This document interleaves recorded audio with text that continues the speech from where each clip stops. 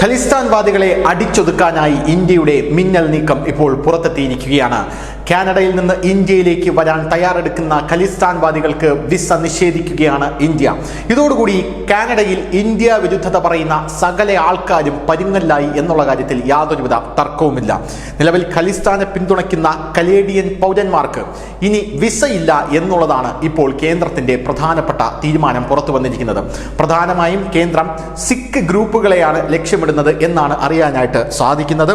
ഈ ഖലിസ്ഥാനികളുടെ കുടുംബങ്ങളും അവരുടെ ബിസിനസ്സും മറ്റു മതപരമായ സമ്മേളനങ്ങളിലെല്ലാം തന്നെ അവർക്ക് പങ്കെടുക്കേണ്ടതായിട്ടുണ്ട്. അതിനായി അവർക്ക് നമ്മുടെ രാജ്യത്തേക്ക് വരേണ്ടതായിട്ടുണ്ട്. പക്ഷേ അങ്ങനെ അവർക്ക് പങ്കെടുക്കാൻ കഴിയാത്തൊരു സാഹചര്യമാണ് നിലവിൽ കേന്ദ്രം ഒരുക്കിയിരിക്കുന്നത്.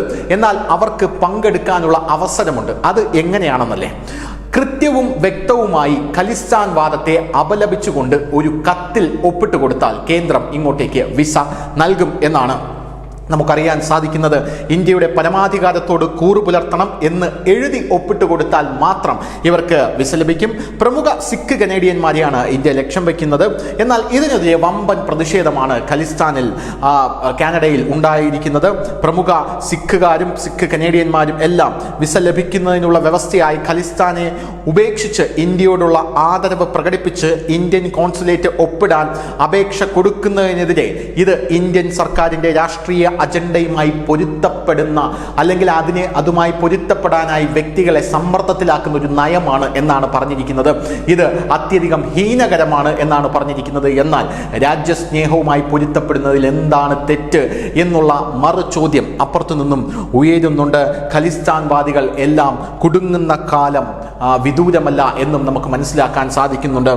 ഒരു 2016 ഖലിസ്ഥാനി അനുകൂല കനേഡിയനും ബ്രിട്ടീഷ് കൊളംബിയയിലെ സറേ ഗുരു നാനാക്ക് ഗുരുദ്വാരയിലെ മുൻ പ്രസിഡന്റുമായ ബിക്രംജിത് സിംഗ് സന്ദർ ഇന്ത്യയിലേക്കുള്ള വിസയ്ക്ക് അപേക്ഷിച്ചിരുന്നു.